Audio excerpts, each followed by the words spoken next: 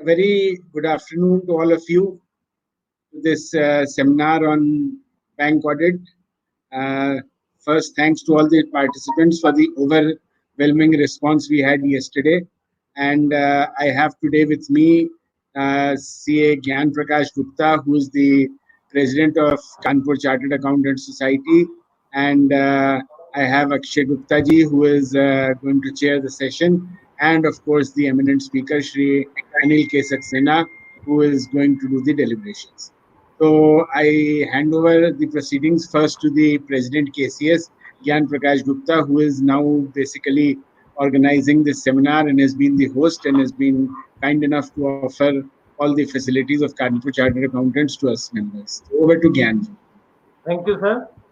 I welcome respected Akshay Bhaiya, Anil sir, Manu Bhaiya, and thank to Manu Bhaiya to organize webinar on bank audit for us, for members, and I also welcome to all the members who have already joined us. Thank you. Over to Manu Bhaiya. Thank you, Gyan, and once again welcoming all members. A very good afternoon to Akshay Bhai, to Anil Bhai, and basically we are starting off on the part 2 of our bank branch audit presentation, and today is, I think, the key day where all the IREC norms would be discussed by Anil Bhai. We'll be having this session from now up till 4:30, and post 4:30 we will have the question answer session. You can keep sending your questions as you sent yesterday. We will be having those questions. Probably Anil Bhai will break in between somewhere where one chapter is over, and then he'll take questions up to that point at that very time, and then you can ask afterwards also. So now for starting, over to Akshay Bhai. Thank you, Manu. We must thank Anil, and I welcome all the participants. Special thanks to Anil. I witnessed and you all witnessed his deliberations yesterday. So far the bank audit is concerned, probably none of us has taken it so seriously or so thoroughly, I should say. As Anil narrated yesterday, he told us many new checks, many new sources where from the information can be gathered. For example, he told us about the red flag accounts, he told us about the exceptions reports, he told us about the clinic reports, etc. Whereby we can, by using these sources, we can assess the risk, we can plan our audit procedures, and of course, one very important thing which he told us yesterday in the whole process, to document each and every audit procedure which is performed. May it be your meeting with your articles, may it be your meeting with the bank management, and may it be the collection of data and so on and so on. So that is becoming very, very important leg of the audit. Just for the sake of repeat, I am saying so because what I am seeing sometimes when I am representing or I am advising some of my colleagues, members on whom some proceedings have been started, that they are lacking. Of course, even after doing all the audit procedures, they are lacking to provide the documentary proof of the evidence that they have performed the audit procedure. So that is very, very important. Now today, the very, very important aspects of the bank audit. As I discussed with Anil, today we will start with, first of all, the regulatory changes during the year, which are applicable, which will be applicable to the bank branch audits, the balance sheet, the profit and loss account, the capital adequacy. Of course, capital adequacy, there is not much at the branch level, but Anil is very sure there are certain aspects, certain issues which all the auditors should keep in mind. And after that, the IREC norms. And if the time permits, IREC norms, we will if not, we are not able to finish it today, then of course we will continue IREC norms for tomorrow also. And with this, Anil, I invite you to come out with your presentation.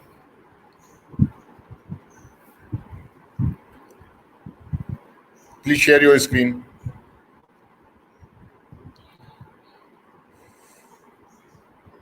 Anil bhai, you are on mute.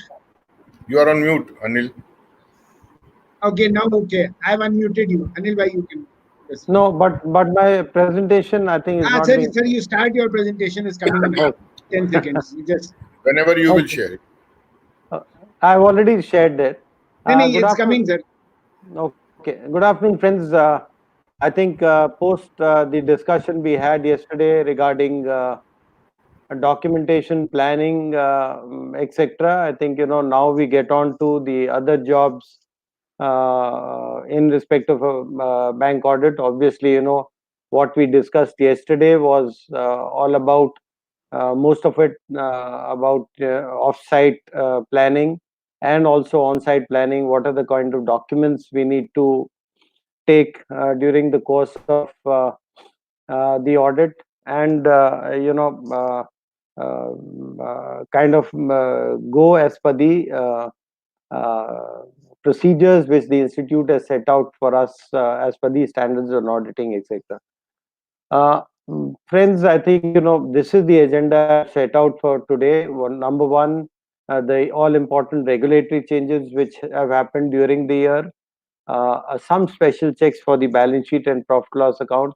Not too much to say on the audit report, LFR certificates, but even then, whatever we can share with you, I'll definitely share with you. Like Akshay said, that in my opinion, I think capital adequacy has a lot to do. We can do a lot when we come to checking the CRAR statement, as it is said at the branch level. So I've listed a few checks which we can do, which we need to carry out with respect to the capital adequacy at the branch level. And if time permits, then definitely we get on to the IREC norms.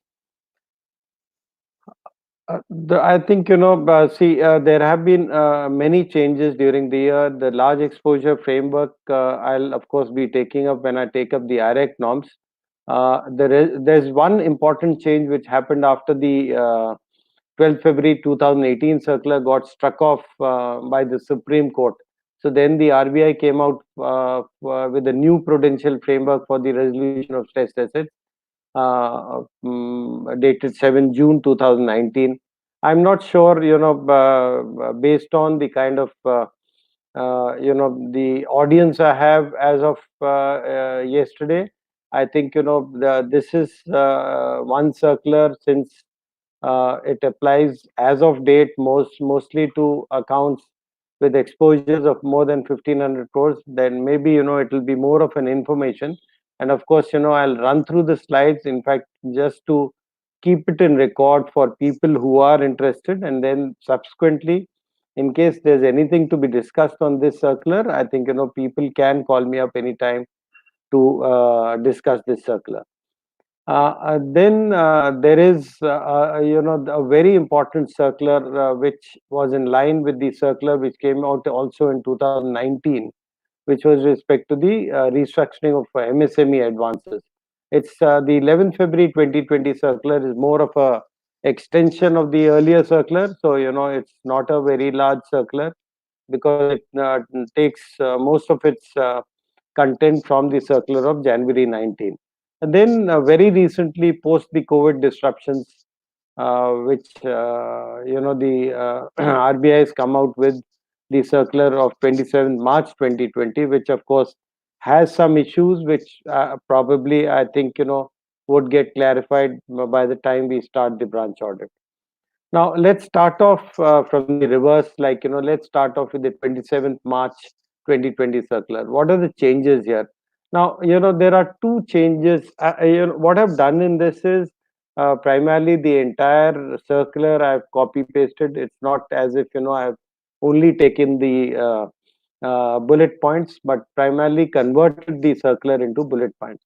Now, this 27 March 2020 circular talks of a moratorium when it comes to the term loans and a deferment when it comes to the CCOD accounts. So, in respect of all term loans, literally, it's it covers all the term loans which are there. Like if you see at the bottom, it relates to principal interest components of all the loans, the bullet repayments, the EMI, and even the credit card dues. And even with respect to the banks, it's covering all banks, including RRB, small finance banks, etc. So what it goes on to say is that the circular gives a moratorium of 3 months on payment of all installments between 1st March to 31st May 2020. Effectively, that means moratorium would mean that I have a holiday for that period, and it does not get. One needs to imagine as if the installment was not due during this period. Now that means March, April, and May. I mean, these are the three installments which the RBI has given a moratorium. Now, this 3 months, of course, the circular goes on to say that these 3 months, the repayment schedule would get shifted after the moratorium period. And however, the from the bank's angle, the interest shall continue to accrue, and obviously that means it doesn't become due, but then on the income side, I do take it on the as income for the bank. Now, the issue which comes out in this is, as of, if you see the para 2.1.3 of the RBI Master Circular of July 1, 2015, now that actually says that, the principal and the installment is to be received within 90 days, or else it's an NPA. So, when we were doing the audit of March 19, because that was not a leap year. So last year, what happened was that anything which even if the principal and interest of any term loan had not been recovered up to 31st March 2019, then because as per the para 2.1.3, it did not fall in that. It did not become an NPA. It became an NPA on 1st April 2019. Now, during this year, this being a leap year, effectively what it would mean is that any principal or interest which is due as of 31st December 2019, now that if it is not recovered up to 31st March 2020, it will still be an NPA, because the moratorium given by the RBI or by this circular is only in respect of installments which are due on between 1st March 2020 to 31st May 2020. So this is something I think sooner or later the RBI would need to clarify, because in case we are recognizing that the COVID has disrupted the cash flow of the individuals and the other business houses, and they would not be able to pay. So obviously, in the normal course of business, any borrower, he had time up to the 31st March 2020 to pay.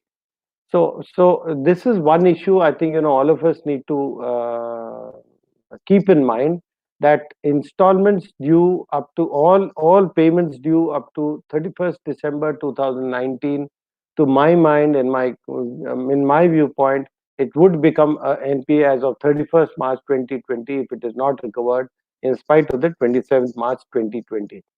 Now, when we get on to the CCOD part, now whereas when we think when we see the circular with respect to term loan, it uses the word moratorium, but here it uses the word deferment. So what here it, because there it gave a moratorium for 3 months and shifted the entire block of those 3 months interest and installment to the end of the installment. So probably if I had another 60 months left for the term loan to be repaid, now as of date I would have the 60 plus another 3 months, because that gets shifted subsequently. Of course, the EMIs etc. would be adjusted. But when it comes to the working capital facility, what the circular says is, I defer the recovery of interest, although I keep accruing it. So, if you look at the statement of account of any CCOD borrower, probably you'll have the interest being shown as being debited even on March, maybe on 27 March, 26 March, depending on the bank you're doing. But then it gets debited there, and but in respect of the recovery, it is not to be recovered, and it is deferred for the period after 31st May 2020. That is what the circular says. So now, what is the issue which probably one can think of in this? Now, this issue is when you go to the IRAC norms, which we'll also discuss subsequently. There are three conditions of an account becoming an out of order in CCOD and consequently being classified as an NPA. One of the condition is that if the credits during that period are not enough to cover the interest debited, right? So let's imagine a scenario where okay, I have accepted as per the 27th March that the March circular, in spite of being debited, it is not to be recovered. It is deferred. Hence, what happens to a case where the recoveries in that account from 1st of January 2020 to 31st March 2020 are less than the interest debited during during January and February, because the period is complete. March, I'm assuming the interest is not to be recovered, but then the credits need to be enough to cover at least the interest debited during January and February. Obviously, if you actually imagine a CCOD account where the credits are not even enough to cover the interest debited during the first 2 months, obviously there as an auditor, the first thing which would come to mind is there is an inherent weakness, and there is something wrong. So that is the second issue, where I think unless the RBI clarifies that even the dispensation of the such accounts being classified as NPA, of course, that will be there. Then, of course, there is news coming around that the RBI could extend the delinquency period from 90 to 180 or maybe 270. So that's something which probably we'll have to wait and watch and see what would be done. So, as the circular clarifies, the interest has to be recovered immediately after the completion of the period. So that means post June, I would need to recover this. Another thing which the circular goes on to say is that in case of the CCOD accounts, banks, if they feel that the because of the COVID-19, there could be some businesses where the business has taken a deep impact on account of the COVID disruption. Then what the RBI circular says is that you may recalculate the drawing power, and or either reassess the working capital cycle. But then this has to be done up to the 31st of May 2020, and one needs to ensure that the drawing power reduction of margin and reassessment of the working capital is only on account of the economic fallout which happens because of the COVID. I mean, this circular, borrowers or the banks should not take shelter and start recalculating the reducing the margin and reassessing the working capital based on this circular. So it has to happen. As auditors, what I would or we would need to do is we would actually need to see when is the turnover actually going down. So is it post the maybe the COVID which happened probably the 21st of March? Is it post that, or was the account under stress even earlier? If the account was under stress earlier also, then it would be difficult for us to actually give relief under this package, because the circular also says that the banks would be subject to subsequent supervisory review with respect to the justification of giving relief under this. So as auditors, I think the best document which we could probably have is maybe the GST returns for the past 6 months. Try and review what is the kind of turnover the borrower had, and did the the turnover take a sudden hit, post COVID. So that is one thing which we as auditors would need to do. And of course, it clarifies that uh, there would be no class asset classification downgrade, because any concession which we give as per the master circular, and also various other clarifications which the RBI has given on instances, that except for one or two instances where you can retain the asset category of an account, I need to downgrade the account as soon as I give any kind of concession, which would be which would fall within the definition of restructuring. So, if I'm giving a moratorium, a deferment, a recalculation of DP, normal course, this would be a restructuring. But then the circular says that this would not result in a asset classification downgrade. That means I retain the asset classification in spite of giving these concessions. Uh, of course, I think this is further clarification on this. Then one very important clarification which the circular gives is that this rescheduling or deferment or anything which we are doing, this should not result in adversely impacting the credit history of the borrower, and as a result, the downgrade in the rating of the borrower by the CICs. So I think this is a guidance by the RBI to the credit information companies, that you do not downgrade such accounts just because of the circular, where it does not require to pay, or the interest is deferred, or any other relief which this circular gives out. Of course, it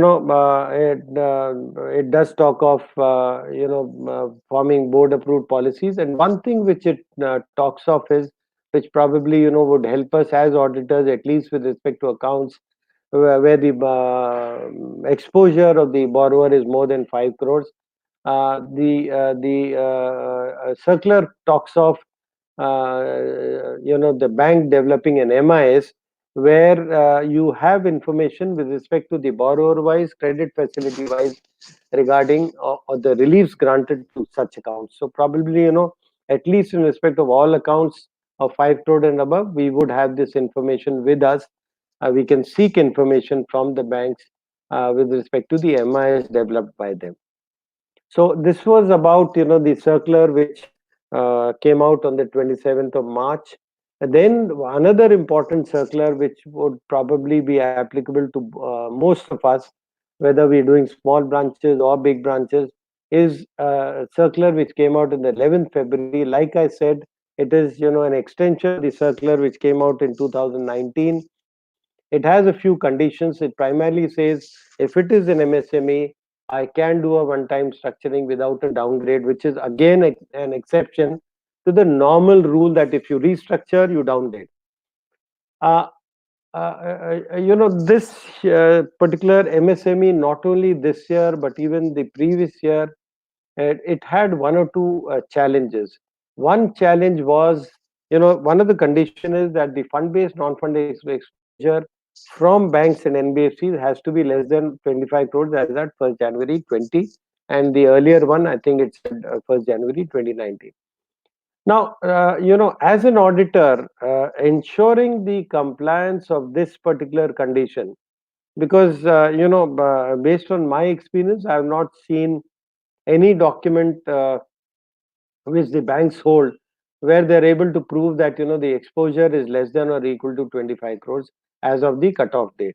Now that is one challenge which as auditors we would face, as to how do we ensure this. In a corporate, maybe even the maximum you would probably do is you would get the financials downloaded from MCA of 31st March 19, get that information, but then that is no guarantee that the exposure would not have gone up beyond that as of 1st January 20. So this will be one challenge. The second challenge is, how do we ensure it is an MSME account? Because this particular circular is applicable only to MSME advances. Now, none of the banks, of course, unless some banks have started doing it, none of the banks actually have that MSME registration number anywhere in their parameters. So if probably all they do is they probably only say this is MSME. Now that MSME flag which they mark off is normally based on the guidance which is there on the Udyog Bandhu site. Which are the accounts which are which can be registered as an MSME. So that's about all. But then as you're again this would have a challenge that whether banks are actually taking shelter of this circular to restructure all accounts, retain the asset classification, and do away with only providing for 5%, as compared to probably if they had to classify that account as an NPA, providing for 15%, which would have been a challenge. So these are two big challenges, which it's a very difficult task. I've tried it myself also. The best I can advise all of you is do carry out all steps where you're able to satisfy yourself about the exposure and whether or not these accounts are MSME. And another thing which obviously you can do is, based on the kind of business the borrower is doing, compare it with the of course, like I said yesterday, other than the circulars which you refer to from the RBI website, you also need to, for an easier understanding, refer to the FAQs which are available. And there is an FAQ available with respect to MSME. So what you can do is you can download that. I mean, it also lists out, which are the industries which are where MSME would be applicable. So probably what you can do is you can try and find out, the accounts which have been restructured by the branch you have gone in, look at the kind of business they're doing, and then map it to the eligible business which can be categorized or registered as an MSME. So those are a few steps which you can take, and of course seek confirmation from the bank or the branch management.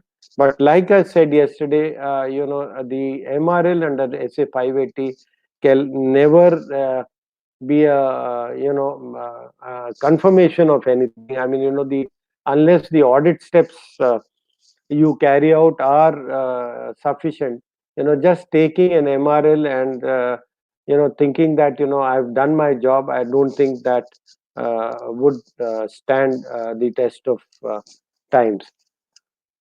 Of course, in this particular case, now it says is, these three conditions, like, the fund based is less than 25 crores. It is, the account obviously would be in default, but it is standard as of 1st January 2020, and it continues to be standard up to the date of implementation, and it is GST registered unless exempt.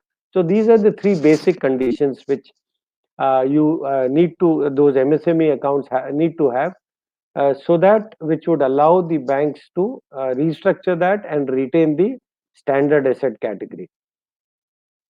Now, the implementation in the earlier circular of last year, that got extended up to the 31st March 2020. Now, here it gives you an option of implementing it up on or before 31st December 2020. So obviously, what is implementation? That, I have completed all the formalities which are required to be done with respect to restructuring, including, the documentation, the security, creation of the security charge, perfection of securities, etc., etc. Now, so these are the three conditions which, but then see, the second condition talks of the account being in default but standard, and it needs to continue to be standard up to the date of implementation. So in case I carry on with the account, I have the application, I say it is being restructured, but it is not implemented up to 31st March 2020 when you go, or maybe even up to the time you visit the branch in maybe May or June, whenever this lockdown gets lifted. So what I would need to confirm is that it remains standard up to that date to ensure that the restructuring process is in line with the circular of 11 February 2020. This circular also talks of, in respect of all such accounts, a provision of 5% needs to be made, all in addition to the provision already held, because it also talks of the restructuring being allowed for NP accounts. But this 5% provision, which is to be held in addition to the provision. So if it's a standard account, which we've restructured just in default for 1 or 2 months, and then I restructure it, and then finally implement it before 31st December 20. So this provision of 5%, I can reverse. The circular goes on to say, provided there are conditions that neither the term loan, the principal interest, and the overdue in the CCOD account ever exceeds 5%, 30 days. So in case I'm able to during the course of the review period, I'm able to have an account where in spite of the period for classification as NPA being 90 days, that particular account is able to service the interest and principal within 30 days, then the RBI circular says that this provision of 5%, which we had asked for, can be reversed. Now, but then again, this is something which probably is more theoretical than would ever be practical, because can you imagine an account which is actually in default or in stress, and where you are restructuring that account, and then you expect that account to be servicing the interest and principal within the 30 days of the due period, which if it does happen, of course, in all such accounts, the banks do get a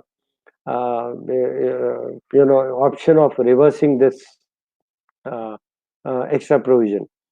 Post restructuring, of course, the NPA classification would go on as per the normal IRAC norms, which we would discuss subsequently. And accounts to be classified as NPA can be restructured. So, here again, this MSME circular does not, remove, carve out NPA accounts from being restructured. We can do it, but then, the asset classification age-wise delinquency would continue to apply. And like I said, these accounts, they have the option to reverse the 5% provision, provided it displays satisfactory performance during the specified period. The MSME and other accounts to which this RBI circular of the earlier one, that is 1st January 19, is not applicable, then such accounts will be required to be downgraded on restructuring. That is, normal restructuring norms as per July 1, 2015, read with other subsequent circulars, would apply. So this satisfactory performance primarily says that during this period, no payment is overdue for a period of more than 30 days, and in case of CCOD, the sanction limit drawing power is not in excess for a period of more than 30 days. For a year in that case, if it does happen, then I have an option of reversing the 5%. One clarification again, is that the accounts which have already been restructured in terms of the earlier circular I was referring to, the 1st January 2019 circular, they would be ineligible for restructuring under the circular. Friends, I think, whenever you read this 12 February 2020 circular, please read it together with the 1st January 2019 circular, because, most of the contents of the circular are in the 1st January 2019. The 2020 circular is only an extension and not a circular in total. So this was this was the second circular, which I think would apply to most of us. So to summarize, I think we would have two circulars: one, the 27th March 2020 circular, and the next one would be the MSME restructuring circular. Now, this I would not, like I said, take up, but I'll just broadly tell you the guidelines, because this is only in respect of accounts with exposures of more than 1,500 crores. It came about only after the Supreme Court struck off the revised framework of 12,000 February 2018. If you remember, 2018 February circular, actually resulted in the gross NPAs across the banking industry going up substantially, and the bottom line of all the banks taking a deep hit during that year. Like if you the earlier circular of 2018 primarily talked of taking the borrowers to IBC immediately. But now, what this particular circular of 7 June 2019, primarily what it says that you carry out a resolution plan, and the resolution plan is open to the banks deciding upon it. So if you see the reference date for less than 1,500 crores is yet to be announced. So this circular primarily, if you see this slide, it says that if you are not able to take out a resolution plan within 180 days, together with the review period, which is 30, then all you need to do is have an additional provision of 20%. And if you're still not able to do it within 365, the bank's provision takes a hit by another 15%. So a total provision of 35% would be required, together with whatever the asset classification of that account is. So primarily what it tries to do is it forces the bank, unless they want to take a hit on the bottom line, and of course it would be subject to the supervisory review, that you provide for the extra 20 or 15% in case you do not come out with a resolution plan. Uh, there are some conditions for upgrade, of course. This you can actually download the 7 June 2019 circular and do that. Akshay, would you say that because these are two important circulars, do we take questions, or do I go on up to the capital adequacy and then take questions? I think we can take questions on MSME at least. Yeah, I think we can, Manu. We can take questions for around 5 or 10 minutes, and then Okay, sir. We have very few questions, so Okay. I'll quickly run you through them. We start from the first. Just a second, sir. There's a question asking for the audit program, which I think you'll provide post the session or something like that. It's not a question. It's not a question. It's a request. And just a second, sir. I'm coming to the first question. And another request, which I think you already mentioned, can you please include bank audit by Excel tools? So you basically said on the last day, if you could show some practical tips, tools, how to do it, then you'll do that on the last day. So this was from Kuldeep from Mathura. Correct. His question. So that's taken care of. And then we have, I think, Rajesh ji from Dhanbad was asked a question. If I'm correct, he's from Dhanbad.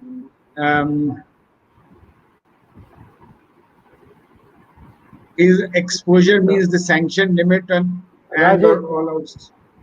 Rajesh ji, generally exposure whenever used, of course you'll have to check the specific circulars you're referring to, but then generally exposure would be fund-based and non-fund-based exposure of the particular borrower.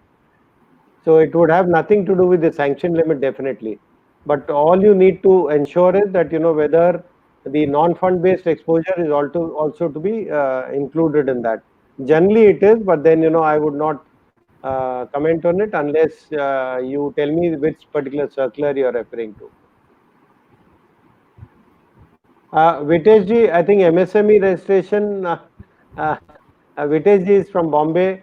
I think the question is, I think to my mind at least, if MSME registration is not compulsory, but at least one thing is compulsory, that the particular business which the borrower is doing should be eligible for being registered as an MSME, because normally MSME registration is only a 2 or 3 hours job. So I mean, that's not the issue.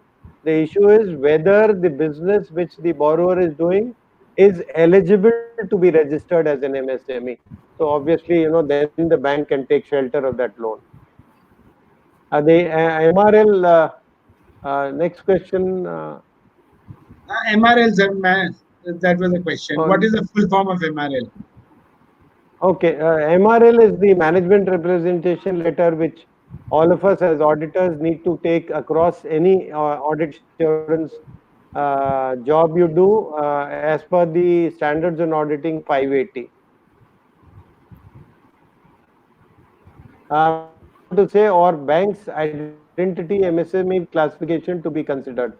I think Vitesh ji, I think that is something which obviously, as of date, I think all of us have been doing from 1st January 19, that accepting whatever the classification by the banks. But then, as an auditor, I think like I think you have also been doing, and take a sample of the restructured, then map their business with the MSME eligible business, and then talk to the banks concerned. Anil, I will like to add here. So Yes, far, sir. this information is concerned. What just now Vitesh has asked. Uh, you see, this is relating to the restructured accounts only, and Yes, sir. restructuring is never done suo moto by the banks. It is based on certain application, and then only the restructuring can be done. Some of the banks, as I know, we discussed it earlier also. They, in this restructuring application, they took declarations and about the parameters of eligible for MSME. And of course, in our course of audit, if there is no such declaration, on selective basis, we can ask the branch management to take at least some declaration regarding these parameters uh, in some of the accounts on sample basis. And in some cases, a CA certificate have also been taken on our request by the branch management and of course the regional office, etc. And then we could verify, satisfy ourselves about their eligibility. Some kind of system, central statutory auditors can guide their bank management to built in their restructuring application process.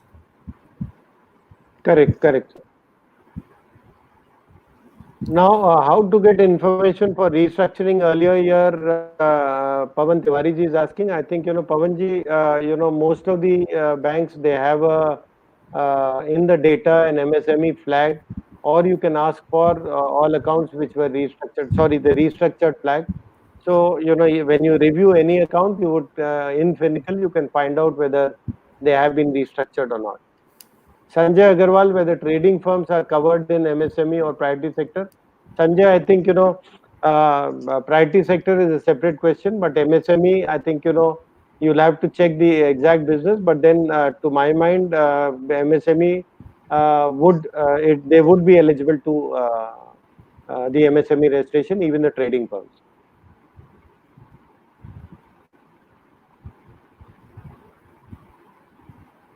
Sanjay says, as banks are showing trading firms as priority sector, and says computer is plant and machinery and condition of MSME is fulfilled. Exactly. I think, there is no ban on, even in the Udyog Bandhan website, that, even if you are a very small trader and probably you only have a weighing machine, even that, and if you are probably a general merchant, if you have a look, I think, they are probably also eligible to be registered. But of course, I'm not an expert in this, but I think you need to take a look.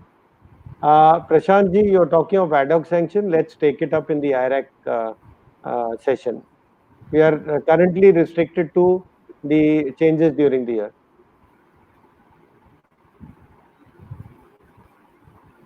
Yeah, Sanjay, there is a FAQ available on the RBI website, rbi.org.in. You can, on specifically on MSMEs, you can download that and have a look, and then ensure through the index on the available on the RBI website whether or not there are further any change.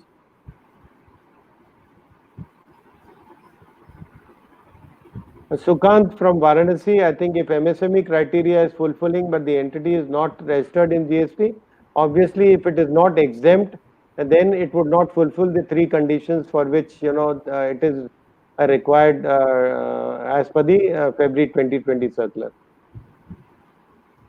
Manu, should we carry on with this? Because I think we can. Probably next just two, three more questions if you want to Okay. complete them. Whether COVID-19 circular affects income recognition of interest of March 19, with respect to term loan, it only says there is a moratorium. So, it is out. Moratorium means, it is a holiday period. Obviously, you will not take that. And in term loans, like I said, if you read the master circular, para 2.1.3, it has no, it would not be relevant that, whether January, February, March installments have been received or not. Even in an account where January, February, March installments principal have not been recovered, they cannot be classified as an NPA, any term loan in the normal course, even if COVID had not happened. Praveen ji is asking, the account was restructured by the bank when the account was actually NPA as on date of restructuring, but the bank had not classified the account as NPA. What should be done? Then obviously, if you're passing an MOC, then you take the actual date of NPA, and as the February 2020 circular says, you are allowed to restructure NPA accounts, but the normal asset classification norms would continue to apply on such accounts. So Anil bhai, I think that's it for right now. So you may please proceed. Right. Uh, I think now we'll get on to some statements which normally it is not the senior, like when we were discussing the planning part yesterday. Manu, can you mute the others? I'm getting voice. Yeah, thank you. Balance sheet profit loss account, normally I would not again generalize. I'm not saying that all of us do it, but I have talked to a few people, and then generally they believe that the balance sheet profit loss and other statements which are generated with respect to the financial statements are generally, the audit checks would generally be limited to mapping it with the respective CBS software. So my checks are primarily to ensure that there can be a number of issues which we can pick up from the balance sheet and profit loss, and ensure a good quality audit. Now, on a macro level, you would see that a branch audit, except for the second bullet, or you would generally be doing it. You would be certifying a host of certificates. Like I said yesterday, please ensure that you sign and certify only those certificates for which you have the appointment letter and for which you will exchange the engagement letter. And then, of course, the LFR, the profit loss balance sheet, together with all the statements and the advances. So on a very macro level, I think these are the things which we do whenever we plan for a bank branch audit. On the liability side, if you see that generally in a branch of average size, I think what would be important is only the fourth bullet and the last bullet, that is the contra items, the off balance sheet items, which to my mind are very, very important, because they would not only be probably overstated, but then it would also have a huge impact on the capital adequacy statement which you're signing. And then, of course, the other liabilities, where and if you took a look at the asset side, similarly, advances, we've already obviously all the auditors lay a lot of importance to the advances side. But then the other things which are left would be just two broad heads. That is again the off balance sheet items, which would be the contra to the liability side, and then the other assets. So if I try and summarize that, in a balance sheet, what exactly do I do? I actually concentrate on the advances portion. I concentrate on the contra items, the off balance sheet, the assets and liabilities, and then I'm left with two broad heads where, everything where they do not get parked in these accounts can be parked is the other assets and the other liabilities. So I think, we need to concentrate on these two heads, the other assets and the other liabilities. Let's get on to some special checks. I think, any financial statement, I think the first step which we all of us need to do is, some of the banks, in fact, have a comparative already as part of this thing. But then, you do a year-on-year analysis of both the balance sheet and the profit loss. Try and highlight which are the abnormal variances. Ask your article assistant or whichever audit resource is doing that to bring to you all abnormal variances which are there in the balance sheet and the profit loss, so that you can concentrate on them and try and see whether you have justification.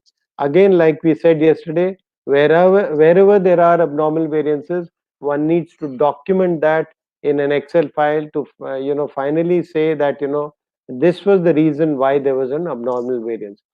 Now we come to the bank guarantees. Now the bank guarantees is something, there are two steps I think which we need to take.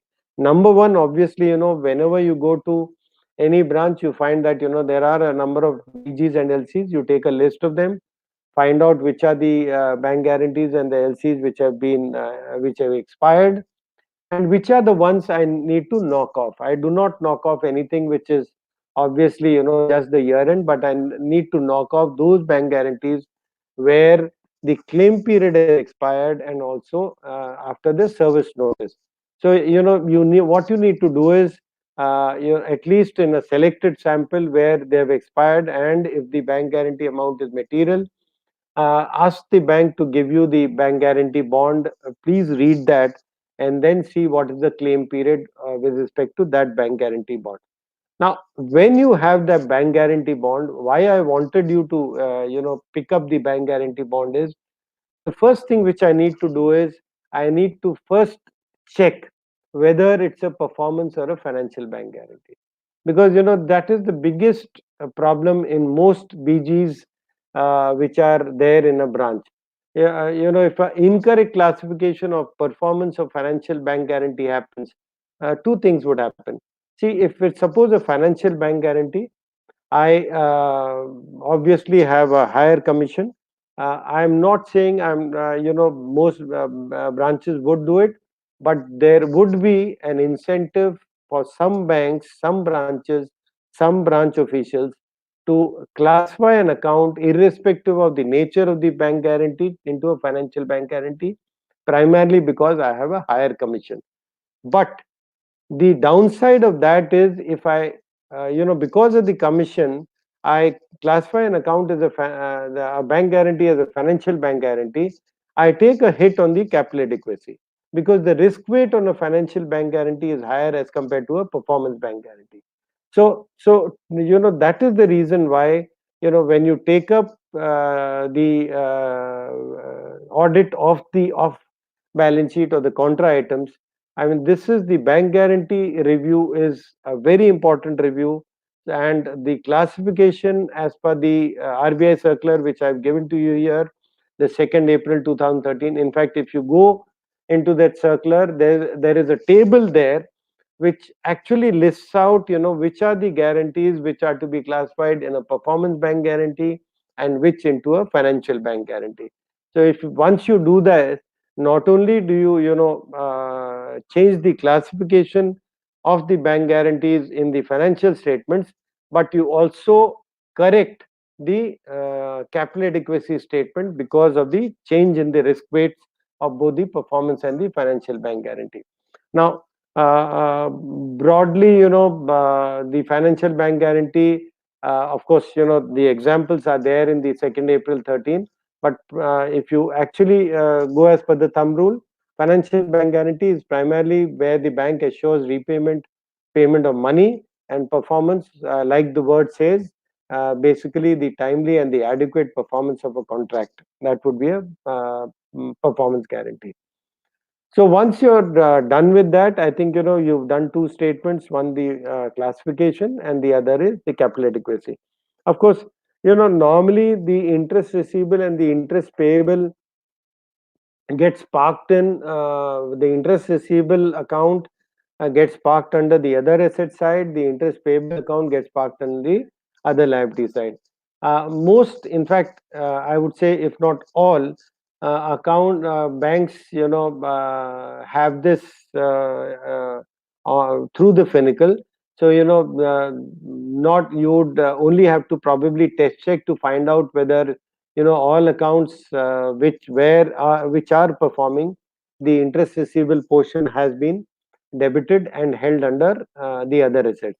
So what one would require is that the other assets, when I take up each line item and try and find out what is the nature of each account, and if I find an interest receivable account there, that obviously that would mean that these are the accounts where the system, the CBS software, has parked the interest from the period on which the actual debit has happened in the borrower's account till the year end in the other assets and credited the income. Similarly, in the deposit side, I would have the interest payable.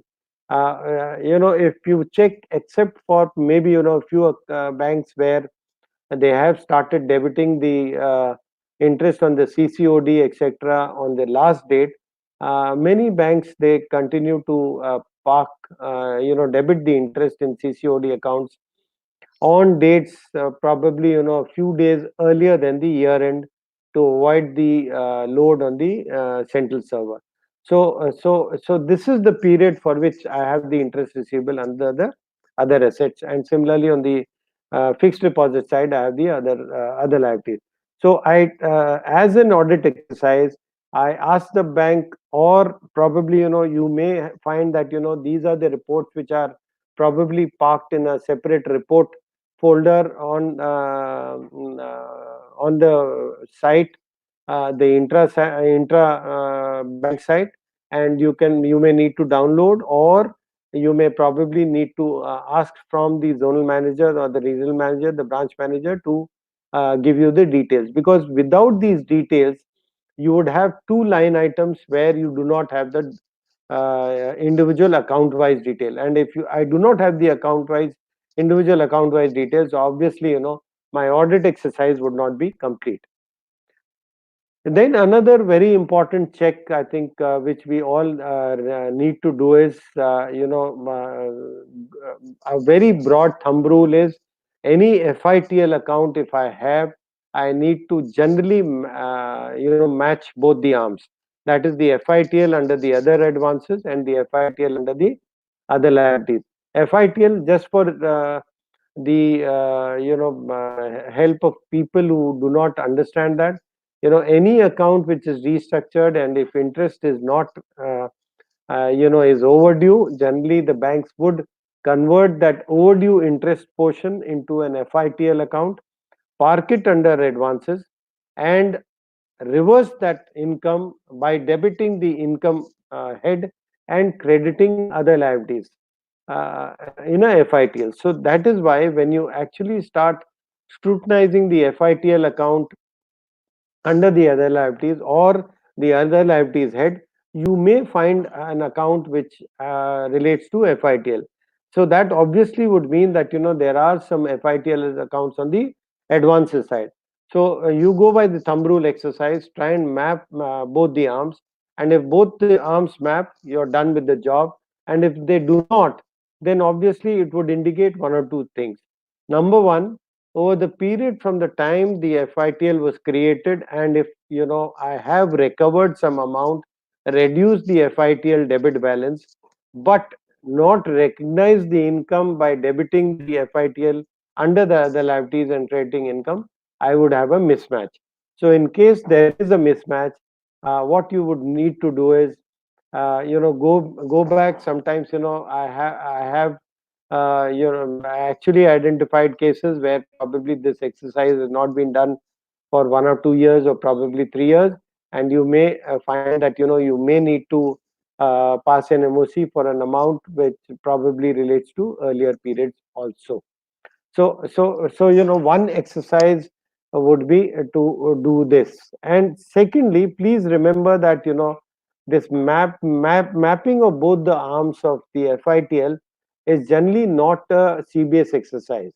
So generally it is manual in many banks. So this would, as part of the audit exercise, you would require to do this by mapping both the other assets and the other liabilities, FITL related line items.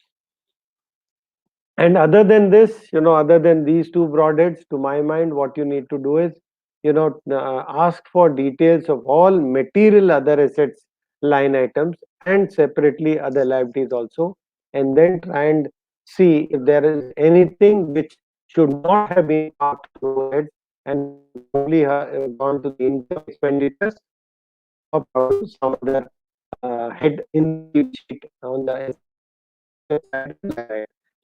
External information procedure, like we talked of, we obviously would need to do with respect to all the bank, the advances, the deposits on the liability side, and any other balance which you feel an external confirmation procedure is required to be done.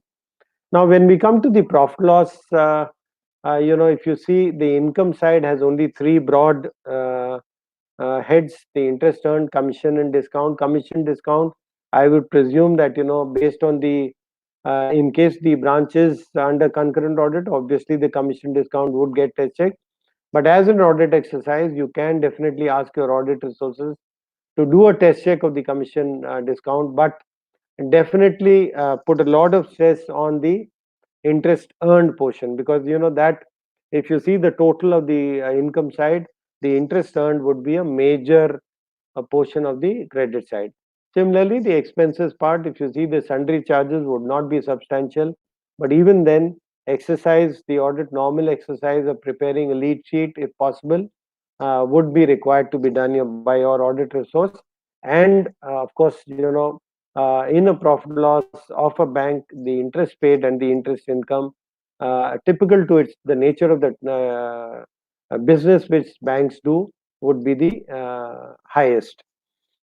Here again, we do a ratio analysis like we talked of in the balance sheet. Uh, I think, when we talk of the interest income, primarily we would think of mapping it to the sanction letter and to various heads which we'll talk of. There are a number of risks which we need to mitigate as auditors when we talk of the verification of the interest income part. The interest expenditure part, of course, should also be subject to the an audit procedure, a test procedure. But I think the interest income would be more prone to errors, I would say.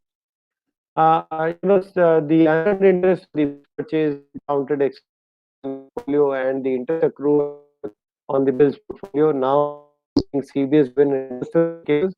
But even then, again, like in an audit, as an audit procedure, I would suggest that you look into instances of unearned interest and interest accrual, and do a check to ensure that. Now, what do we do with the interest rate? Now, obviously the interest Anil rate. bhai, your voice is not very clear.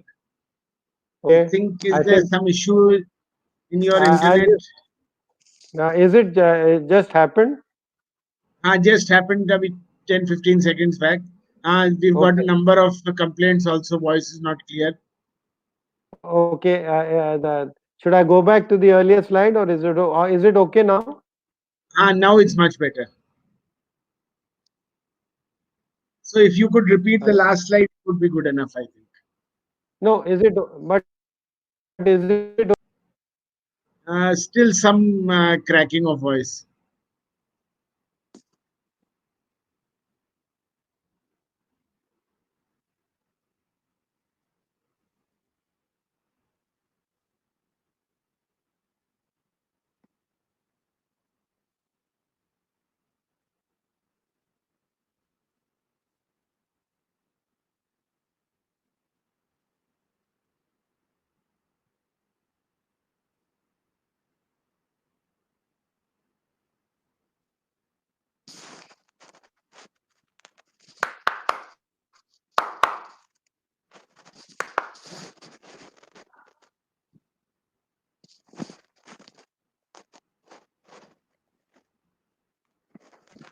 ये बंद करो. Please stop using the internet. ताली तो सुनाई दे रही थी. बंद करो. I'm trying to put off the internet use in my house. Probably that's the reason. I How think is it now now? it's much better. Now you can start, sir. Yeah. I think because of COVID, lots of Netflix happening. So maybe one of the reasons why. Is it okay now? Yes, yes. Okay. So in case there is something like I think I'll just go back to the slide earlier. There's not much we talked of in the earlier slide. We need to do a linear ratio analysis and identify abnormal variances. With respect to interest, what I was talking of is that I think we need to ensure check deep verification, hygiene check of the interest income more than as compared to the interest expenditure, because the risks uh, within an interest income in a bank are much more than the interest expenditure side. I also advise that with respect to the bills portfolio, both with respect to the unearned interest and the interest accrued, both of them are CDS driven. But wherever the bills portfolio is beyond the year end, where we have to reverse the unearned interest, I think as an audit procedure, I think we need to pick up a sample and do a manual check of that. Similarly, where the bills purchased or the date is over and it's been extended beyond that, I need to accrue the interest. So here also I can probably carry out a manual check of some this thing. Now, when we come to the interest income part, I think all of us are aware that it is when it comes to the term loan, because normally they are fixed and related to the MCLR or the base rate, whichever is being used by the particular borrower and the bank for that particular loan. The change whenever it happens during the year, the first exercise which all of us as auditors would require to do is identify the dates on which such interest rates were changed, the base rate or the MCLR were changed during the year, impacting the interest applicable on the borrowers. So obviously this gets changed automatically by the central server, and it would get automatically changed in the term loans. But when it comes to CCOD, since it's also related to the rating, so one would when you see the parameters in Finacle, it is normally it would say that MCLR plus 25 basis points, but that 25 basis points would probably not probably would be related to and would be dependent on the the rating of that particular borrower. So obviously that would make it subject to change. Now let's say an account got sanctioned around 1.5 years back, or probably lesser, and the interest rate has changed during the year, the rating has changed during the year, and it was when it was sanctioned, the parameters which were fed into the computer were probably the MCLR plus 25 basis points. But let's say as of date the MCLR of course gets changed, but in case the rating has changed over this period, then automatically it may require the interest applicable to be MCLR plus maybe 50 basis points or 75 basis points. So whoever is carrying out the audit of advances, which like we discussed yesterday, I would suggest would should be either the partner if he's already visiting the if he's visiting the branch, or else some senior person who understands the advances portfolio properly. So he would during the course of review of individual advances, I would suggest that he not only does this, but he also maps the interest rate which is being applied with the sanction letter, because the MCLR plus whatever basis points is to be added, that would be as per the sanction letter, right? Then some risks which I've put down here. One would be that the interest realized on NPAs has to be taken to income, except for one exception where the credits are not out of fresh or additional facilities. Now, in case like we discussed yesterday, the LCs and the BGs invoked, they get parked in a separate account. Some banks still do it. If they have parked it in a separate account, of course, for the purpose of IRAC classification, you would club it with the primary operating account. But then another check which you also need to ensure is the interest which is debited to this particular separate account which the bank is parked separately has to be as per the interest rate which is applicable to the main operating account, and it should not be as per the MCLR, etc. Similarly, the rate of interest in TOD accounts. Now, if there's a separate TOD account, now what is the interest which is being applied in such accounts? If TOD is part of the sanction, obviously it will be as per the sanction letter. Now, another check is in case the forward contract. Now, of course, you will have to look into the kind of accounting policy which the bank which you're doing, whether they are accounting for bank guarantee commission, etc., on cash basis.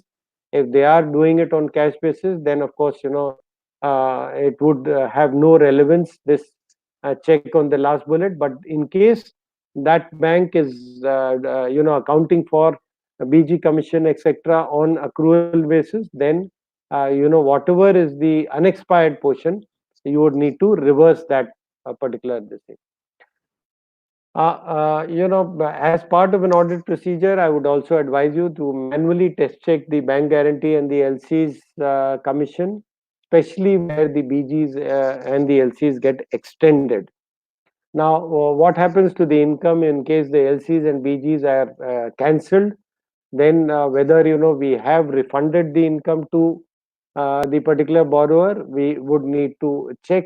And again, this I would not advise you to pick up a large sample, but to mitigate this risk, to ensure that these kind of risks are not there at a general level in the branch you are doing, I would suggest that you, in case you are able to identify some such cases, please pick them up and do a manual check. In case the BG commission is being accounted for on accrual basis, then obviously, they would have a BG amortization account under the other liabilities. So when you're doing the balance sheet, other liabilities, you would find that unamortized BG commission there, and which, obviously, based on the period which expires, one would require to account for. Processing charges, generally, you are required to account for that from the renewal or the review date and not the due date, because there could be instances where the account has not been reviewed for maybe more than a year, but if I have inserted the parameter of a due date in that particular account in Finacle or the CBS software of that bank, then the processing charges would automatically get credited to the income account in spite of the account not being processed, which obviously would not be in the fitness of things. Another very important, the second bullet which I've highlighted here is, there are a number of borrowers where you would find that based on the goodwill they have, based on the kind of repayment history they have, and based on various other parameters, the banks have they would probably shoot out a sanction letter where they would give interest concessions. But when there is an interest concession, what we as auditors need to ensure is that these kind of concessions are given at account level and not customer level. So if a borrower has, let's say, 8 or 9 accounts, and if I, in the Finacle or the CBS software, I incorrectly or by erroneously mark the interest concession at a customer level, then although I intended to mark the concession only in the CCOD or the term loan, it would result in the concession going to the borrower across all accounts it has, obviously to the benefit of the borrower and to the discredit of the branch concerned. Legal expenses is another thing which, while you are scrutinizing the profit and loss account, a scrutiny of the legal expenses, of course, in case they are material, they can give you a certain information based on the scrutiny. Now, let's say you have a substantial amount of legal expenses being debited at the branch, and then when you make the lead sheet, when you scrutinize those accounts, you find that a number of fee is being paid to a few advocates. Now, when you talk to the law officer, you may find that there are a number of cases which probably require disclosure in the contingent liabilities. And together with this, you can also, in the course of discussion, probably come upon some cases where there has been a decree and where the NPA provision may have to be changed based on the decisions of this. Of course, it's purely subjective. It may or may not be relevant to your branch, but this is just a check which came to mind, which I thought would benefit all of you. Some risks which I've identified in respect when I'm reviewing the interest rates, which are a possibility, definitely not a general this thing. Like there is a possibility that interest rate may have been set at zero. Instead of putting the MCLR plus 25 basis points, I could have put it at zero. I could have, in case my CBS software allows, I may have put it at the periodicity of interest application at being other than monthly.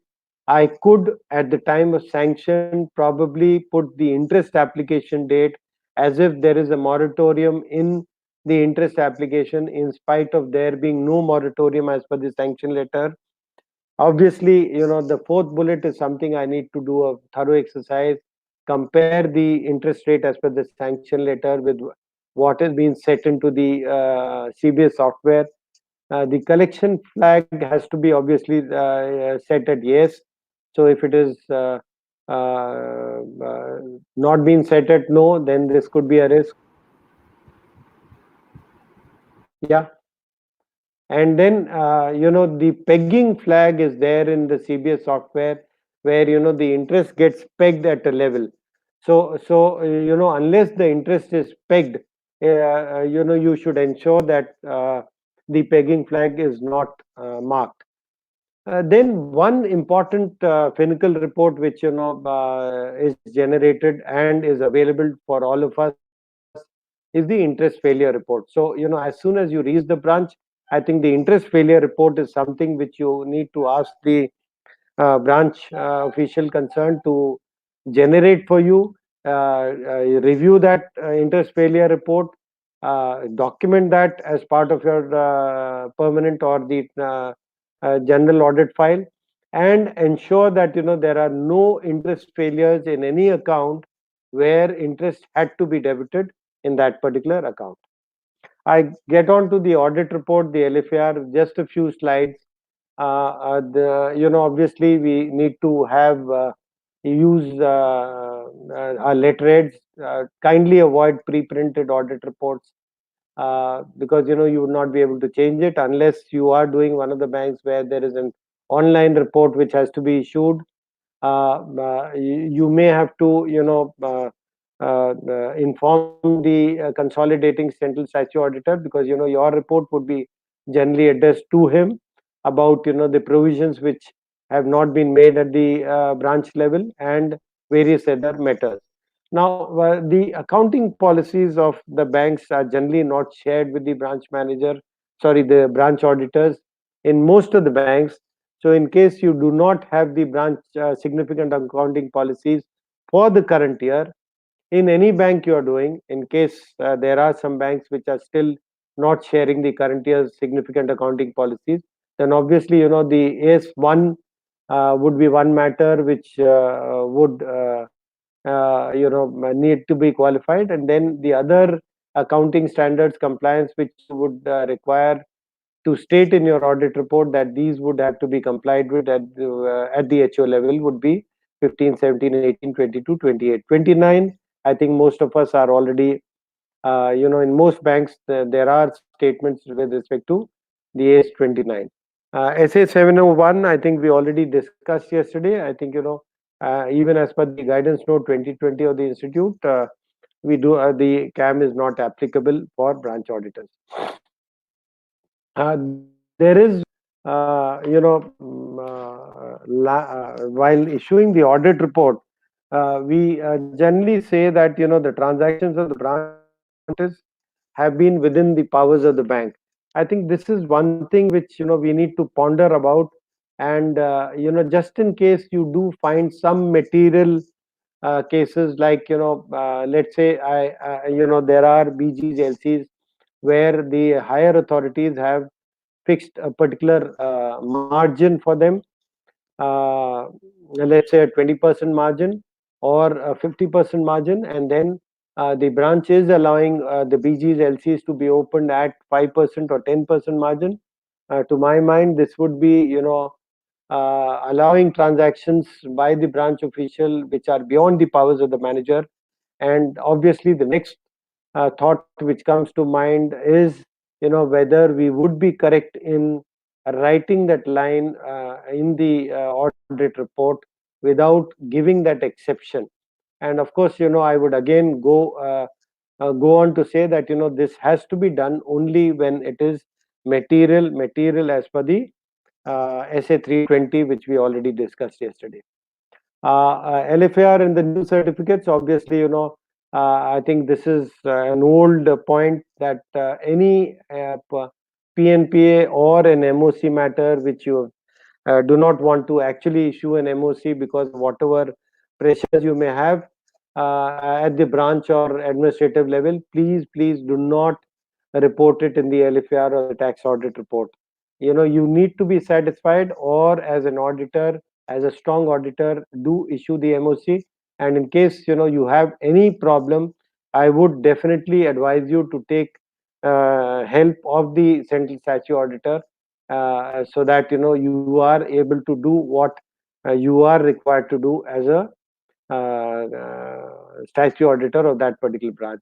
Ghosh Jilani, of course, oft repeated, avoid yes, no, not applicable replies. Do read the questions concerned and reply only where which are relevant, and do not allow any answer to be, there are some banks where the answers are already fixed, and most of the auditors are only required to sign.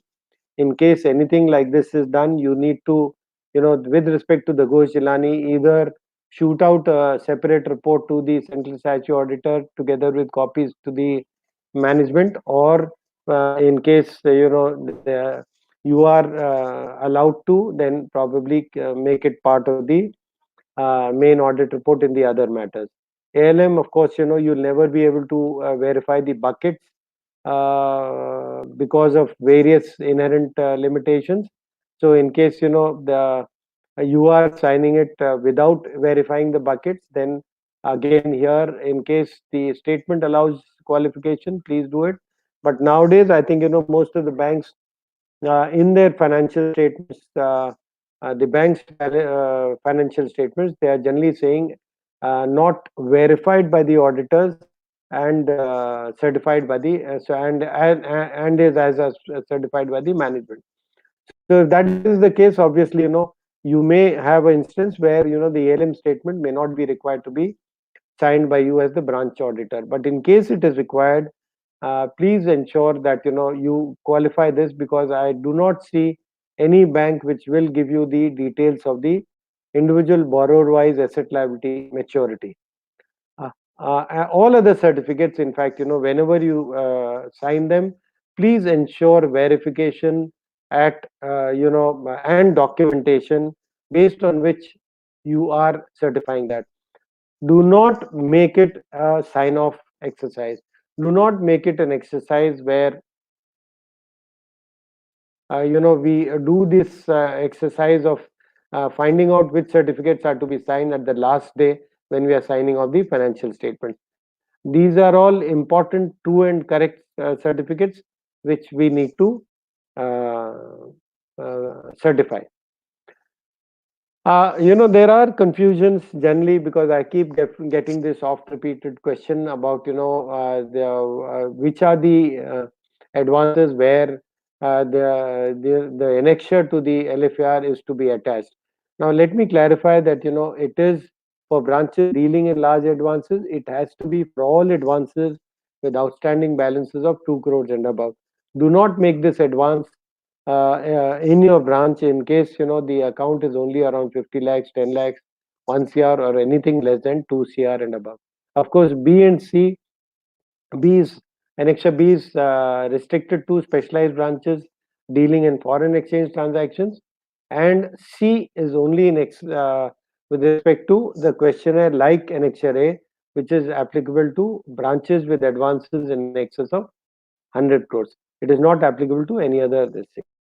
See, one or two UDIN's FAQs. One, there is a clarification that whether UDIN is to be taken for all certificates, as there are a bulk of certificates there. I think it has already been clarified. Since it is one assignment, you need to generate only one UDIN for the financial statements, your audit report, and also all the certificates you sign. LFAR again is part of the same assignment, hence only one UDIN will suffice. For tax audit, it has been clarified that very few banks are getting the tax audit signed by the branch auditor because of the tedious issues and other considerations. So probably this may not be required, but if you are signing the tax audit report, you would require to generate a separate UDIN. Now comes to, I'll take around 10 minutes before, or probably before we take the questions up to this stage. Now, capital adequacy, like I said, we generally is a statement which, one assumes or that mapping it with the financial statements is all we are required to do. As an information, I need to tell you that, most of the banks' capital adequacy is not through the main CBS software. In a bank, like you would also see while doing the IREC norms, there are a number of surround softwares, as I would call it. So, these are softwares which, work around the Finacle, and then they are mapped with the main Finacle software. But then, the entry, the processing, etc., is done separately and then ensured. Now, let's say, I'm doing a capital adequacy statement. I would generate the statement from whichever surround software I'm using, and then ensure that it is mapped with the financial statement through which I'm generating the probably the CBS software. Even the financial statements are generally generated by another surround software. So, maybe that is the reason why we need to map it with Finacle. So, in case of a branch, there are three aspects to a capital adequacy. Primarily, if you see, it is about mapping the capital of the bank with the risk-weighted assets, and the risk-weighted assets generally would be on the asset side. So, with respect to a capital adequacy, the market and the operational risk, they are not related to branch level verification, but the credit is to be verified at the branch level. Now, let us look over the next two slides. What are the kind of checks we can put in at the branch level? Obviously, the first thing is whether the advances are mapping with the risk-weighted asset statement Basel II, which you would all get to verify. Now, whether the correct asset code classification has been used in the risk-weighted asset. Now, why do I ask this to verify? Because, again, this is a mapping, because this is, the IREC statement is again a surround software, and the risk-weighted asset is again a surround software. So, I need to map both the asset code, which is as per the IRAC norms, or maybe generated, mapped with the Finacle also, with the risk-weighted asset working sheet. Now, the third bullet is whether the correct risk weights have been assigned to the exposure according to the claim categories. Now, if you refer to the master circular I referred to earlier, now there is a table which actually gives you a whole lot of number of separate heads, which you need to classify accounts as the consumer credit, commercial real estate, CRE, residential housing, domestic public sector. So I need to classify this. So when I am reviewing the advances, what I need to ensure is whether, as per that master circular, whether the claim categories is correct. Now, what is the difference if the claim categories is incorrect? Now, let's say it is a commercial real estate, but it is actually a commercial real estate residential housing. Now, both of them would have a different risk weight. Now, as soon as the risk weight is different, the risk weighted asset outer figure would change. Then comes to the undrawn amount. Whenever you're checking a term loan account, you also are required to give the undrawn amount in the CRAR statement. Now, undrawn amount generally, is not the amount that is the sanction limit minus the amount I have disbursed. No. Now, let us say there is a term loan where I'm disbursing the term loan in two stages. 10 lakhs in the first stage, once I've completed X operation, and 50 lakhs in the second stage. So a total term loan of 60 lakhs. Now, in that case, if I have just disbursed 5 lakhs, normal course, what you would say is that 60 minus 5, 55 is the undrawn. That would be an incorrect statement, because, and then it would result in a higher risk weighted asset going.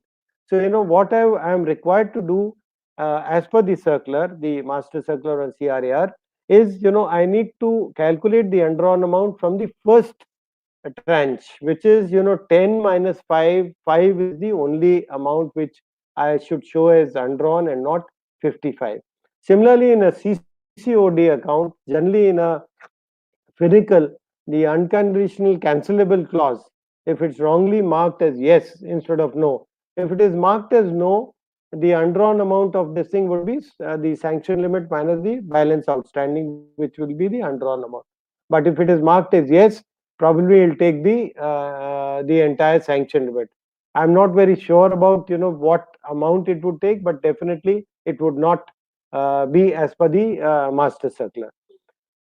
Again, in the CRAR statement, you would find that the guarantee margins and the collaterals, whether they have been linked in the master parameters in Finacle. Because if they have been correctly linked, then I would get a correct outer figure based on which I would calculate the risk weighted asset. I mean, these are figures, when you actually look at the statement of CRAR, it's not as if it's a very complicated thing. It's primarily what you've already done in your advances review, what you've already done in your guarantees review, and what you've done already in your other advances and financial statements review. Then you are also required to check whether the loan to value ratio in respect of obviously housing loans is correctly fed as per the sanction letter or the actual security value. This you would require to do when you're checking the CRAR. Whether, of course, like we earlier said, the NPA flags are correct in the risk weighted assets, and the provision percentage is correct as per the, so you'll have to map the CRAR with the IRAC statement separately. And of course, the most important would be, wherever rating is compulsory, whether the account has been correctly shown as per the rating which is available as of date. See, if you put it at underrated, you will have a separate risk to it, and obviously a separate risk weighted asset. And if you put a wrong rating of AA, whereas probably it is double B or D, then you will again have a different risk to it. So I think it's a the easiest way of doing it is ask the branch to give you the risk rate. If it's an external rating, you can go to the site of the rating agency, put in the name, you'll get the risk, the rating of that particular account, and map it with to what the rating the bank has used in the CRAR statement. So, this is one exercise. As of now, I think, you'll have to, of course, check the bank guidelines. But as of now, the risk rating, external rating is compulsory wherever the exposure is more than 25 crore. So these are, a few checks which, to my mind, were very important in a CRAR. Of course, whenever you do it, like I said yesterday, in case you do face any issue, you can always, come back to us, to me, and we can discuss that to, help you do the CRAR statement in a better way. I think we are at 4:40, Manu. I can probably, stop for the questions, and then maybe we can take up the IRAC norms tomorrow afresh. Okay, sir, we start with a question from our very Vinay Jain, sir. Does non-submission of stock statements for month from June to January to will qualify as COVID issue, and how will banks apply margin for calculating this thing? Non-submission of stock statements for months from January, even otherwise, as per the IRAC norms, when you see tomorrow, they would not result in classifying those accounts as NPA. So I am not able to, relate how would this matter be relevant to the COVID circular. But then I think, uh, probably you can discuss it over phone, or maybe clarify your question a little more. Praveenji, bank reversed interest for the last 5 years of some of the accounts at HO, which was not classified as NPA. Consequently, the income of the current year decreased, whether it is correct as per the accounting policy. Now, if this is a specific case where, they have reversed it for the last 5 years and not, in spite of the account not being classified as NPA, I am not able to understand under which circumstances this would have been done. Probably, it can only happen if it is, converted into an FITL and restructured under one of the restructuring this thing. But even then, unless it is in the 7 June 2019 circular or an MSME, I cannot think of any instances where this can be done, Pravinji. CM Makrand Nagar is saying, what about the GST provision on legal expenses? I think, GST, I'll leave it. Makrand, I'm not an expert on GST. Let's leave the GST part to, normal this thing, because now it is a very settled kind of environment in all the banks in respect of GST. The first year was an issue, but I think now there are no longer issues. LFR, whether there is any autonomy given to banks in terms of fixing threshold for audit of non-corporate entity. As of now, no. Vijayji, as of now, no.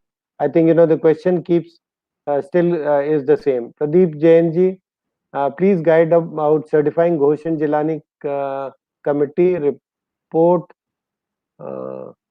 questionnaire. Okay. Pradeep, I think, when you're checking the Ghosh and Jilani committee report, when you're answering, if you've gone through it in detail, they are primarily questions which are related to, general operations of the bank. So when you read the question on the left-hand side, you may find that, the question which has already been pre-printed in your bank is probably not relevant, or it cannot happen. Like, you still have questions of the dot matrix printer and various other this thing, which, actually you cannot answer is yes, no, or this thing. So what I was suggesting is that, please you reconfirm that, whatever answers one is giving is as per the question on the left hand side. And secondly, wherever a more detailed question is to be answered, please do that instead of, just saying yes, no, not applicable. When you go through that Ghosh and Jilani committee report, you will find that those three answers are not sufficient to just answer the detailed questions on the Ghosh, Jilani and committee report. If branches has not prepared the sheet for large advances, what is the responsibility? Amit Agarwal ji, I think, like I said yesterday, that, the first thing you need to do as soon as you receive the appointment letter is to obviously talk to the branch manager, tell him that, what are the things you would require, shoot out a mail and highlighting and informing him as to what exactly you would require. And this being a very important document which you would need, I think, you immediately talk to him and tell him that, this is what would be required by you during the course of your audit procedure. Gaurav Agarwal ji, dear sir, please guide, is there any system in the branch? I could not, Manu, the earlier question. Sorry, sir, sorry, just a second.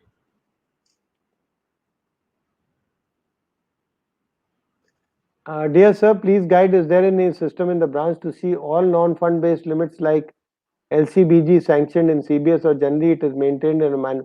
No, they're all Finacle routed. I think you can definitely see that. If you want the transaction code, I'll send it to you through mail. You can write an email to me. Subodh Joshi ji, sir, can you explain once again the effect of recent guidelines or decisions on NPA status of banks? I think, if you are referring to the 27th March 2020, I'll just quickly in 5 minutes tell you that, what the RBI 27th March circular is given is that it's given a moratorium for all installments from March, April and May in respect of term loans, all term loans. And in respect of CCOD, what they've done is that, for interest for the period for March, April and May is deferred for the period post 31st May. So my issue, which I had highlighted, was only that, any term loan which where the interest and principal as of 31st December 2019 has not been paid up to 31st March 2020 in the normal course is to be classified as an NPA. So I do not see any relaxation in that. So in case, any term loan where the principal and interest has not been recovered up to the year end, you would have to classify it as an NPA as of date. And with respect to the CCOD, obviously, what I had said was whether the credits are enough to cover the interest debited. So the interest debited, you would have to consider only the January, February part and not the March. May I please supplement it, please? Yes, sir. Yes, sir. In fact, this 27th March circular is just a relaxation to the borrowers. Their installments or their interest repayments have been, you can say, some moratorium have been provided, or some deferment has been given. So far, RBI has not come with any COVID-19 related relaxation for the banks. So far, the IRAC norms provisioning or the recognition is concerned. Probably it will come, but this circular does not affect the IRAC norms provisioning and the recognition. It is only for the customers and the borrowers.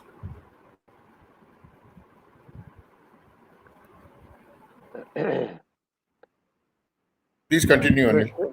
Yes, yeah, Prashant Mishra has asked, I'm not able to, okay, FITL will be considered secured or unsecured for provisioning. I think, Prashant ji, I think you would be aware that, FITL portion is primarily related to all the income which is reversed. So obviously, since I have the credit on the other liability side, it is obviously 100% provided. There's no, there's nothing to be provided further on that. Sukant Roy, how change in nature of BG will be dealt with in MOC part? Will MOC relating to CRAR and Basel will be done? Definitely, in case, the in the other part of the MOC, you would first have to change the classification of the bank guarantee from performance to financial or vice versa, and also pass the consequential MOC with respect to the capital adequacy. Definitely. Praveen Agarwal ji, in case CCOD and the credit submission during January to March cover the interest debited, but does not cover the processing fees and insurance charges debited, whether account is NPA. I think, as of now, if you look at the IRAC Master Circular of July 1, 2015, it talks of only the whether the interest debited is covered by the credits during this period and not anything else. Of course, we can discuss this further tomorrow also. What is our liability in case of GST in case of expense? Again, because I think it's a pure GST matter. It will not, but it's primarily you need to ensure that the GST returns are filed. They are covering. But like I said, all the CBS softwares which are there as of date, they have settled in respect of the GST, because more than a year has passed. Yeah, at least this is based on verifications and reports from all the banks. Dinesh Yadav and company, ratification of the act over exhausting the power of branch by superior authority, whether required to be reported. If it is already ratified, obviously, it is within the powers of the branch manager, then you do not need to report.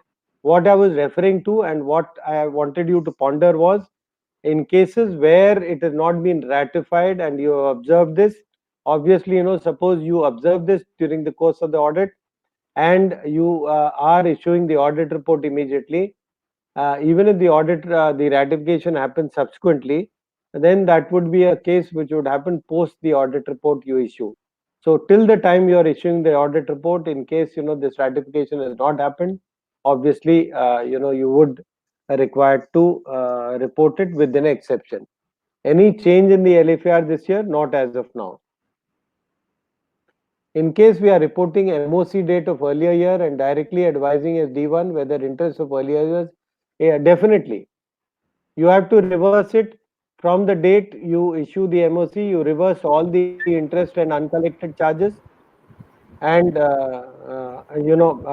classify the account whether as D1, D2, substandard based on the period since it was an NPA. All the Shamji, unrealized, all the unrealized interest has to be reversed in any case. yes, definitely. Shamji Gupta has asked me to explain the FITL again. Shamji, I'll explain it to you, to whatever extent I can. What I was referring to is, now let's say there is an account, an advances account, which is under stress, and the bank, the branch decides to restructure that under one of the schemes.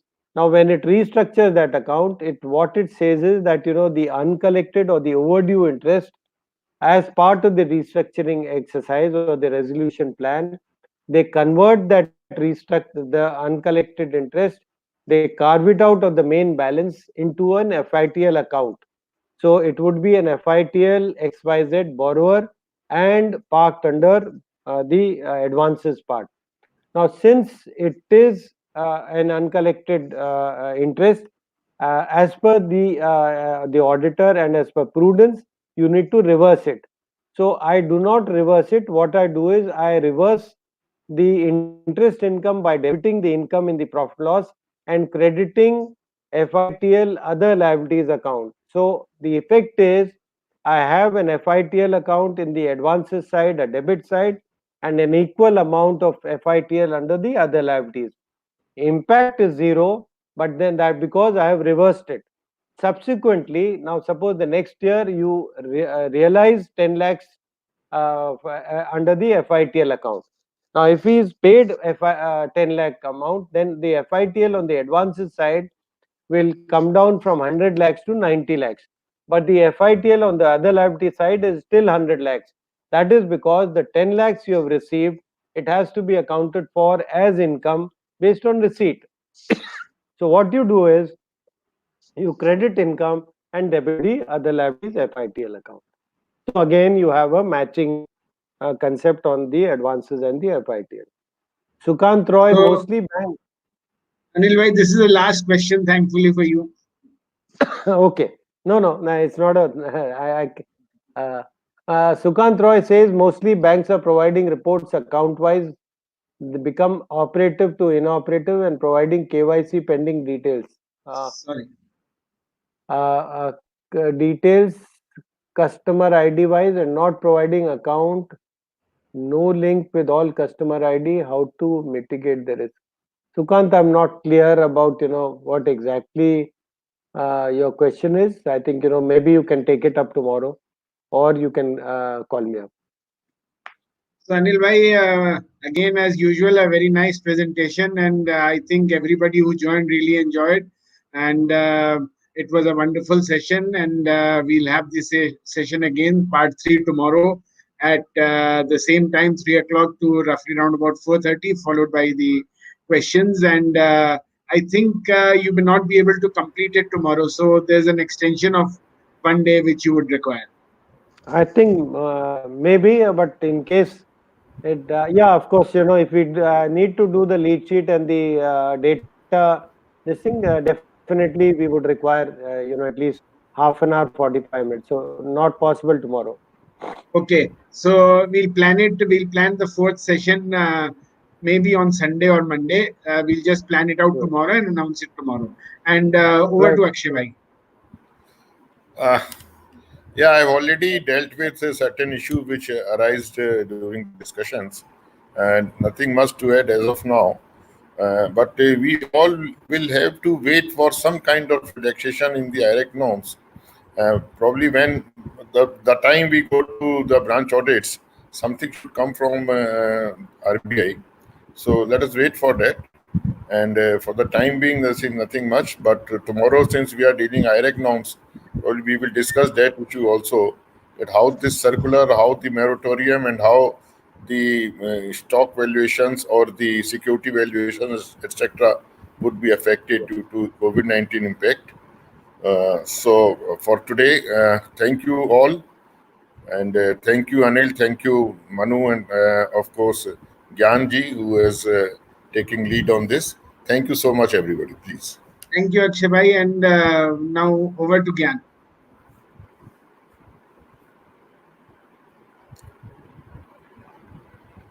ज्ञान unmute करिए अपना. मैंने कर दिया sir. Okay.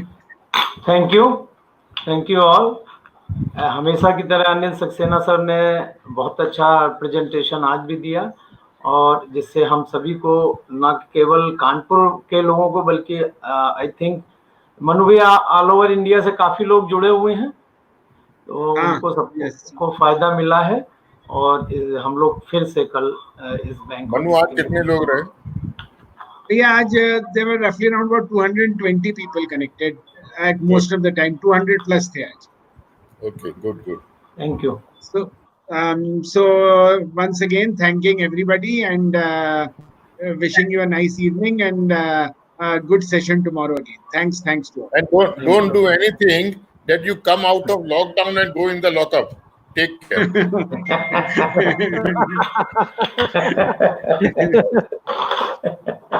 Okay. Thank you. Bye.